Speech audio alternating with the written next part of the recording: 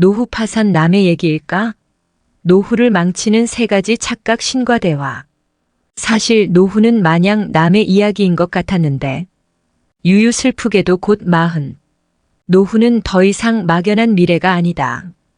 게다가 나는 10년 내로 은퇴할 계획을 가진 파이어족이라서 그런지 히읗히읗 노후에 대한 이야기가 더욱 인상 깊게 다가왔다. 일본과 우리나라의 비교를 많이 하셨는데 현재 세계 최고 고령화 국가인 일본의 노인들이 의외로 재무 상황은 제법 탄탄하다고 한다. 일단 과거 고성장기를 보냈기 때문에 돈 모으기가 수월했고 60세까지는 웬만해서 잘릴 일도 없었다. 게다가 연금 제도가 우리보다 우수하기 때문에 젊은 시절 직장 생활만 제대로 했다면 월 200만 원 정도는 연금으로 수령한다고 한다. 하지만 그럼에도 65세 이상 독거노인 630만 명 중 거의 30%인 무려 200만 명이 파산했다고 유유. 일본이 이 정도인데 우리는 어떻게 될까? 프랑스가 초고령 사회로 가는데 150년이 걸렸는데 일본은 지난 35년간 너무나 급속도로 진행되어 잃어버린 30년과 같은 경제 침체를 겪었다. 우리는 이게 26년 일본보다도 35%더 빠르다. 프랑스보다는 무려 570%나 빠르다. 유유.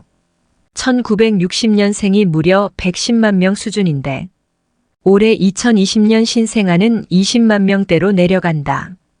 노인 세대 대비해서 무려 34배나 적다. 몇 년 뒤에는 10만 명대로 떨어질지도 모르겠다. 유유. 고령화 속도가 빨라도 너무 빠르다. 흔히 노후를 위해서 3층 연금, 국민연금, 퇴직연금, 개인연금을 잘 준비하라고 하는데 우리는 일본에 비해서 이게 너무 부실하다. 일단 전 세계에서 가장 극심한 역피라미드 인구 구조는 국민연금과 건강보험의 재정을 악화시킨다. 사실상 윗세대가 아랫세대를 착취하는 폰지 사기와 다름없다. 향후 국민연금은 고갈될 수밖에 없는데 결국 매달 월급에서 떼는 청년들의 연금 보험료를 올리거나 노인들에게 주는 연금 수령액을 깎는 수밖에 없다. 아마 둘 다 이루어질 듯한데 노인층과 청년층 모두에게 엄청난 반발이 일어날 것이다. 지금 신생아보다 무려 34배나 인구수가 많은 베이비부머 세대에게 보험료를 더 걷었어야 했는데 유유 결국 표 때문에 개혁하지 못했다. 그 부담은 후세대가 져야 한다 유유. 퇴직연금도 허술하기 짝이 없다. 아직 가입하지 않은 중소기업이 너무 많다. 우리 회사도 가입 안 시켜준다. 유유. 그나마 퇴직연금에 가입한 사람들도 자기 연금에 관심이 없다. 자기 연금이 DC인지 DB인지 모르는 사람도 많다. DC인데 어떻게 투자되는지 모르는 인간도 대부분. 그래서 수십 년간의 장기 상품인 퇴직연금에 주식에 투자하는 비율은 5%도 채 되지 않는다. 그래서 연수익률은 매년 1%대 유유참. 게다가 퇴직연금이란 말 그대로 은퇴 후 노후자금으로 사용해야 하는 건데 대부분은 그냥 중간에 목돈으로 찾아 써버린다. 집 사거나 치킨집 차리거나 유유. 개인연금 시장도 너무나 취약하다. 거의 보험 설계사들이 쥐락펴락하는 시장이다. 나 또한 20대 때 아버지 친구 보험 아줌마에게 속아서 채권형 펀드 의무가입 80% 변액연금에 가입했다. 수익률 12%. 나중에 엄청난 손실을 보고 해지했다. 세금 혜택이 큰 연금저축이라는 좋은 제도도 있지만 연금저축보험이라는 이율 12%대의 보험사 저축만 가입하는 사람들도 대부분 유유. 해지하면 또 페널티로 수수료 엄청 떼어간다. 아무리 생각해도 보험사는 진짜 도둑놈들 같다.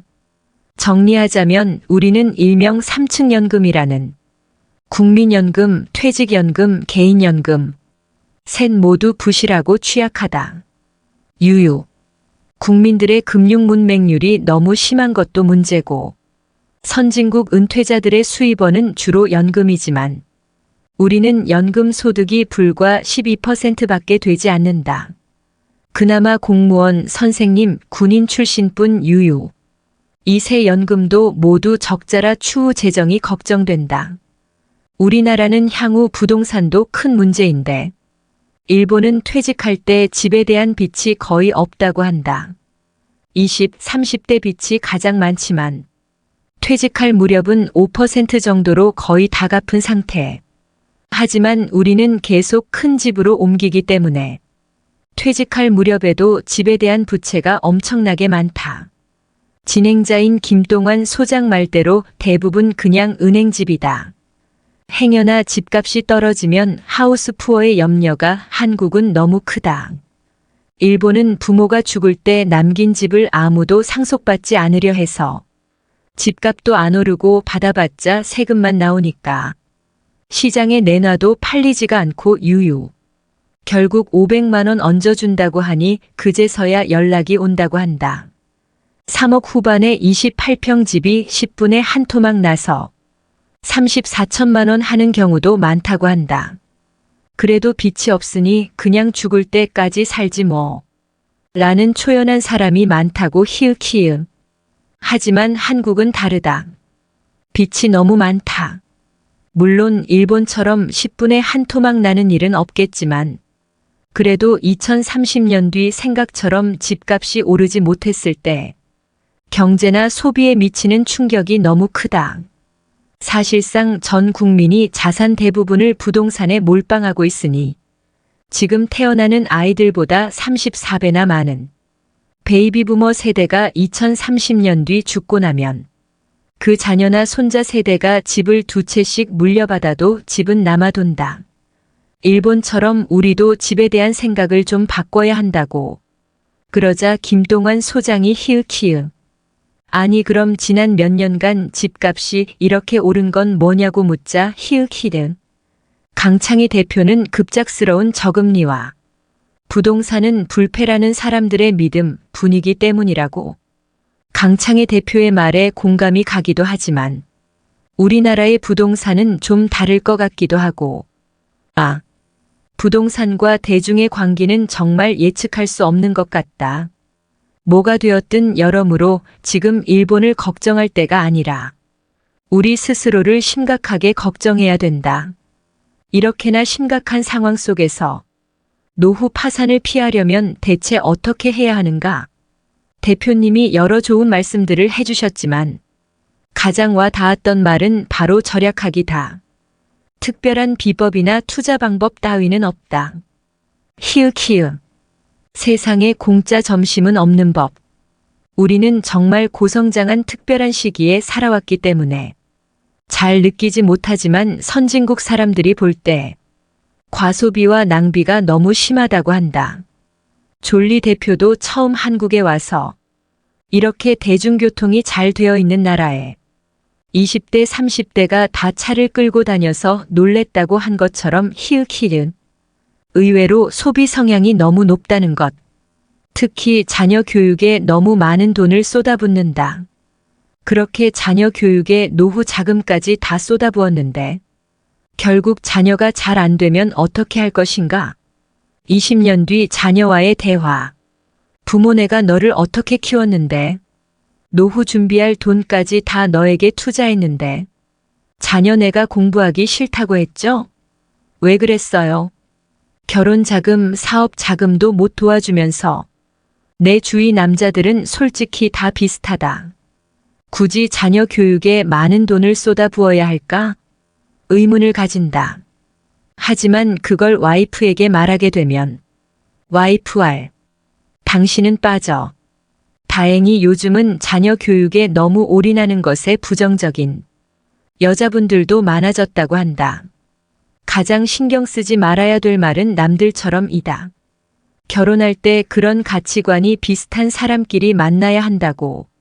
만약 20년 전부터 자녀 교육에 쓸 돈으로 글로벌 1등 주식이나 ETF를 사모아줬으면 히읗히읗. 지금 대학생 자녀가 부모보다 부자가 될 수도 있다. 히읗히읗. 그리고 또 하나 인상 깊었던 것은 자신의 본업, 직업이야말로 최고의 투자라는 것이다. 특히 20대, 30대에게는 투자하는데 쓰는 시간보다 자신의 본업에 집중해서 몸값을 올리는 게 더 중요하다. 어릴 때는 자산의 규모가 크지 않기 때문에 하루 종일 투자에 매달려 있기보다는 본업에 집중하면서 일단 종자돈의 규모를 키우는 게 더 낫다. 나이가 있고 자본이 어느 정도 쌓였다면 그 후부터는 자산 배분을 잘하고 운영을 잘해서 자본을 불려가는데도 신경 써야 한다. 씁쓸하지만 나도 곧 이걸 더 신경 써야 할 나이가 유유. 사실상 제로금리 시대다. 은행이자 1%. 그러니 연 4% 수익만 돼도 훌륭한 편이다. 너무 욕심 부리지도 말자. 그리고 나이가 있다면 일단 체면 가리지 말고 허드렛 일이라도 할 수 있는 일을 찾아야 한다. 무슨 일을 하든 얼마를 받든 일단 할 수 있는 일이 있다는 것 자체가 좋은 거다. 내가 좋아하는 일이라면 더 좋겠지? 그러니 이건 미리 준비를 해야 한다. 그래서 나도 지금 준비 중이다. 히읗히읗. 나야 처자식도 없고 욕심도 별로 없어서 솔직히 노후에 대해 그렇게 걱정하진 않는다.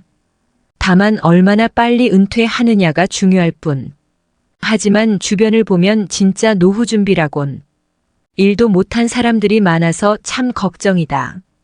집 한 채가 가지고 있는 전 재산이거나 그마저도 아예 없는 사람들도 많고 노후까지 수십 년이 남아있기에 당장 피부에 와닿지는 않지만 그래도 언젠가는 무조건 찾아온다. 준비를 미리 해야 하고 관심을 가져야 한다. 내가 아는 한 부부는 본인들 노후 준비는 하나도 하지 못하고 심지어 자영업이라 국민연금조차 넣지 못했는데 대치동에서 월세 살면서 아들 둘 연세대 보낸 것을 일생의 자랑으로 여기고 있다. 그 아들 둘은 얼마나 숨막힐까. 유유. 부모의 노후를 책임지면서 결혼이나 제대로 할 수 있을까? 미래에 아무런 준비 없이 노후에 힘들어진다 해도 국가나 자녀가 도와주진 않을 것이다. 스스로 준비해야 한다.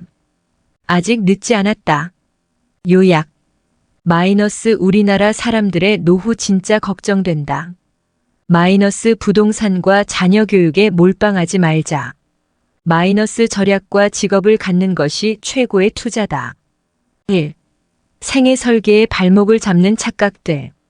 마이너스 노후 설계의 발목을 잡는 세 가지 착각이 있는데 그 착각에 빠지게 되면 아무런 의미가 없고 몇 억이 없고 그 착각에 빠지지 않고 미리 준비한다면 얼마든지 행복을 찾을 수 있다. 일 많은 사람이 인생의 80 이후는 없는 걸로 안다. 마이너스 80 이후를 생각하는 사람들이 거의 없다. 그런데 요즘 유행하는 말 중에 재수 없으면 120살까지 산다는 말이 있다. 많은 사람이 100살까지 살면서 짧게는 23년 길게는 10년 앓으면서 돈 문제, 외로움으로 고생한다. 이 죽음은 갑자기 조용히 오는 게 아니라 긴 병 후에 온다. 산 많은 사람이 자식이 자신의 노후라 생각한다. 마이너스 있는 돈 자식에게 다 퍼붓고 쪽방에 산다. 자녀 리스크가 너무 크다. 일본의 노후 파산. 마이너스 NHK에서 노후 파산 특집이라는 걸 방영했는데 일본에서 꽤 화제가 됐다. 국내에도 책으로 만들어져 출판된 일본 노인들은 고성장 시기에 직장 생활을 했기 때문에 잘릴 일이 없었다. 우리도 그랬지만 그 당시 일본 노인들은 돈을 빌려서라도 땅 사고 집 사고 주식 사고 사면 올라서 재산 형성을 했다. 또 연금 제도가 일찍 도입되어 우리 시기면 국민연금, 퇴직연금이 있다. 그런데 65세 이상 노인 중 독거노인이 630만 명인데 그중 200만 명이 노후 파산으로 비참한 삶을 살고 있다. 퇴직연금 제도가 있는 회사에서 다녔던 사람들은 상관없는데 그 외는 국민연금밖에 없다. 우리나라와 달리 일본은 국민연금이 1인당 65만 원이 최대다. 부부가 같이 산다면 130만 원 일까지 하면 그럭저럭 사는데 사별하거나 이혼하면 65만 원으로 해결해야 하니까. 현역 시절에는 꿈에도 그렇게 될지 몰랐던 사람들이 노후 파산이라는 거다. 우리는 어떤 가에서 보면 생애 주기 중 재산이 가장 많을 때가 50대인데 가구당 평균 자산이 4억 9천만 원 정도 된다. 근데 부채 차입금이 9,300만 원쯤. 3억 9,700이 순 자산인데 어떻게 보면 50대의 재산이 3억 9,700이면 괜찮지 않나 싶은데 문제는 3억 3천 정도가 집이다. 그거 빼고 나면 5,900 금융 자산이 그 정도 남는다. 그걸로 어떻게 30년을 사나. 일본은 연금이라도 있지 우리나라 65세 이상 고령자 중 노령연금을 한 푼이라도 받는 사람이 43%다. 월 수령액이 60만 원 미만이 그중 80%. 100만 원 이상 받는 사람은 6.6%. 퇴직연금 221조 원 납부 금액을 가입자 수로 나눠봤더니 3,200만 원이다. 통째로 받아봤자 1년 생활비도 안 된다. 개인연금은 특별한 사람밖에 없고 그런 상황이다 보니까 일본보다 훨씬 힘든 상황이다. 일본의 가정은 빚이 없다. 생애 주기별로 각 가정이 가지고 있는 저축액분 부채액 비율을 낸 거 보니까 일본은 제일 높을 때가 2030대당. 그 사람들은 3035년 월부로 집을 사다 보니까 빚밖에 없다. 근데 현역 시절에 계속 갚아서 퇴직할 때쯤 되면 빚이 거의 없다. 그러니까 집값이 내려가더라도 살다가 가면 된다. 내 친구가 일본 수도권에 사는데 제일 비쌀 때 3억 5, 6천 되던 28평 되던 주택이 지금은 3, 4천이다. 그래도 그 친구는 빚이 없으니 여기서 살다가 죽으면 되지 뭐한다. 짱구 아빠. 유유유. 근데 우리나라는 그 비율을 계산해 보니까 30대가 181%로 제일 높다. 근데 줄질 않고 83% 빚이 계속 있다. 왜 우리는 15평, 20평, 30평, 35평 늘리고 은행에 빚내서 집을 사니까. 진행자 그게 은행집이 내 집이냐? 나중에 빚이 그렇게 남는다. 일본 같은 경우는 하우스 푸어의 염려는 거의 없는데 우리는 만약 그때 집값이 내려가는 날이면 하우스 푸어가 얼마나 늘어나겠는가. 3. 또 하나 복지 예산으로 베이비붐 세대들을 도와줄 수 없게 돼 있다. 그대로 받았었는데 이 의미가 무슨 의미인지는 모르겠네요. 일본은 베이비붐 기간이 47년부터 52년까지 6년 계속됐다. 그 다음부턴 2명 1명 떨어졌는데 우리나라는 625대도 한창 낳고 그 후 26년간 계속됐다. 그 사람들이 다 퇴직하면 그 후에 저출산 세대가 어떻게 부양하겠느냐. 결국 각자 도생해야 하고 그게 안 되면 파산이다. 보통 대졸자들이 많은데 그 사람들을 위해 교육비를 다 퍼부었는데 얼마 전 통계 보니까 60% 이상이 자녀 교육비, 결혼 비용에 투자해서 파산할 거라고 한다. 잡코리아가 발표한 자료를 보니 우리나라 퇴직 연령이 51세다. 공기업도 명퇴가 있어서 그런지 55세고 대기업은 49세더라. 65세까지 일하는 직장인 비율은 8%고 퇴직 후 재취업 준비하는 비율은 10%밖에 안 된다. 퇴직 대비 준비를 40대부터 해야 하는데 첫째는 가격 경제에서 낭비 거품 요인을 제거하는 거다. 40년간 고성장 시대를 살아왔기 때문에 우리는 아낀다고 생각하고 의식하지 못하는데 선진국 사람들이 보기엔 우리가 낭비 거품 요인이 많다. 특히 자식들 관련 지축. 이걸 줄여야 우리도 살고 자식들도 산다는 걸 젊어서부터 알아야 한다. 결국은 100세 시대에는 어떻게든 국민 마이너스 개인 마이너스 퇴직 연금 안 되면 주택연금이라도 최소한의 생활비를 만들어두지 않으면 노후가 괴롭다. 일본 내 각부에서 당신의 주 수입원이 뭡니까? 라는 주제로 발표한 자료를 보니 선진국들은 연금 수입이더라. 7,080%가. 근데 우리나라는 12%. 그것도 교사, 군인, 공무원들. 우리나라 노인들은 어떻게 했느냐? 80년대만 해도 자식들이 부양했다. 그게 72%. 지금 그게 25%까지 줄었다. 이미 우리도 25%밖에 안 된다는 거다. 10년쯤 뒤에는 우리도 자식이 도와주는 게 주 수입원인 사람이 선진국처럼 1% 미만일 거다. 세계 어느 나라도 자식이 부모의 주 생활비를 도와주는 나라가 없다. 그렇다는 전제하에 준비해야 하는데 그건 40대부터 생각하지 않고 줄이지 않으면 안 된다. 4. 그 다음에 또 요즘에 퇴직했는데 퇴직금 2억 받은 걸로 주식 사서 노후 자금 마련할 수 없을까요? 라는 질문. 그거 큰일 난다. 자산 관리 전략이 인생 단계별로 3단계가 있는데 1. 현역 시절에는 적립해가며 운용하는 단계. 월급 받아 쓰고 남은 건 그걸 적립해가면서 주식도 사고 펀드도 사고.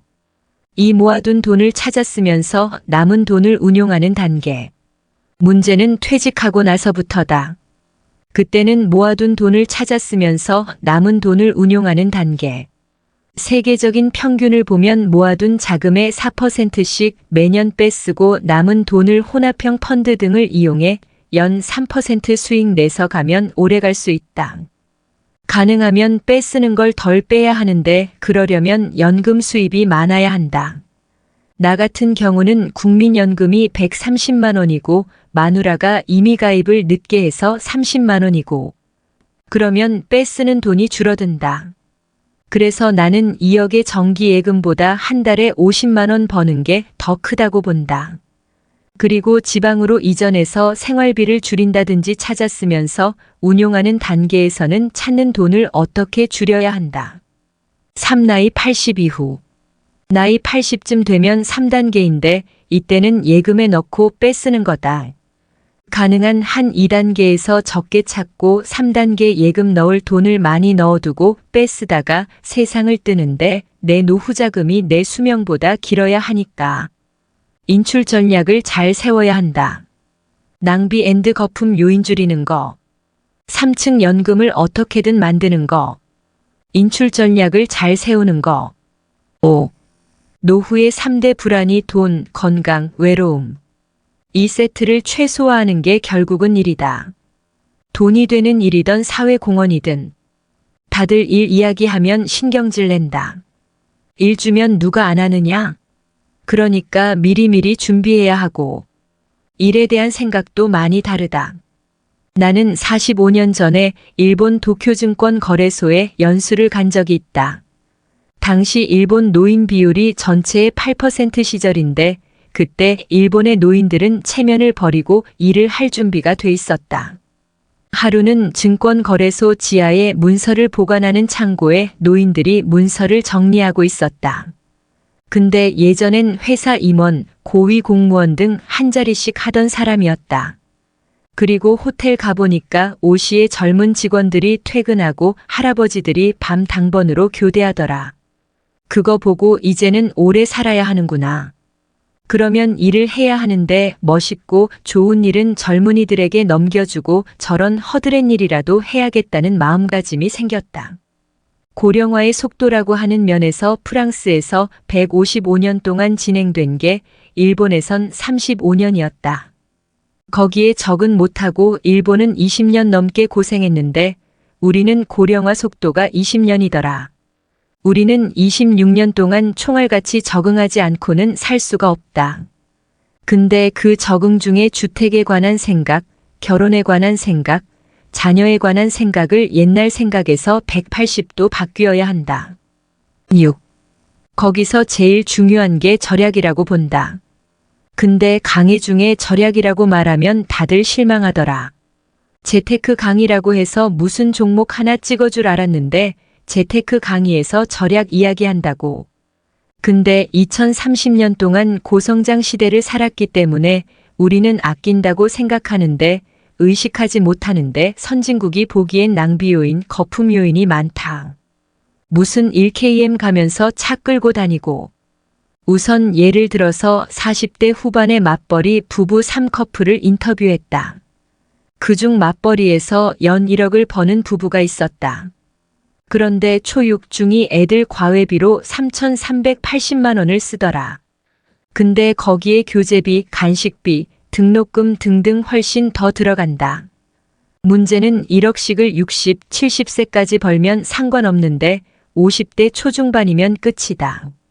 주된 직장에서 나온 뒤 다른 직장을 찾으면 먼저 받던 직장의 절반만 받아도 최고다.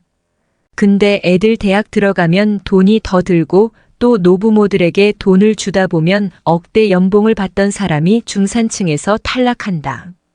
저런 낭비 요인과 거품 요인을 줄여야 하는데 그러려면 부부가 공통된 소신, 인식을 갖는 게 중요하다. 그런 사람들이 강의를 요즘 와서 심각하게 듣고 있는 걸 보면 많이 바뀌는 것 같다. 7. 또 하나는 2030대 주식 투자에 대해 말이 많은데 해서 나쁠 건 없다. 하나 생각할 건 셀러리맨이 직장에서 받는 월급, 보너스 그것도 금융자산이다. 그리고 우리는 그걸 버는 인적자산이다. 그래서 2030대는 인적자본 투자를 제일 우선순위에 두어야 한다고 본다. 자산관리 원칙으로 보면 젊었을 땐 일해서 버는 돈이 점점 늘어나지 않느냐. 그때는 금융자산 투자도 조금 하는 것 말고는 인적 투자 노력을 해야 하고 퇴직 무렵에 가면 그때 사실을 자산관리의 중요성이 커진다. 젊은 시절에 열심히 투자하고 주식에 투자하고 그런 사람이 잘된 사례를 본 적이 없다. 일로 성공하지 않고는 투자에 성공하더라도 불안정하더라. 자기 개발, 일에 소홀히 하고 주식 투자를 하더라도 그게 오래 가지 않더라. 2030대는 3층 연금을 가입하고 또 돈이 남으면 펀드를 하는 거고 퇴직연금 중에 자기 퇴직연금을 매달 내는데 그게 DC로 가고 있는데 그걸 살펴보지 않는 사람이 10%더라. 제대로 된 나라에선 그것 중 80% 이상이 펀드로 가 있고 그중 63%가 처음 펀드 투자의 계기가 DC형 연금에 가입하게 되면서 공부를 하게 됐다.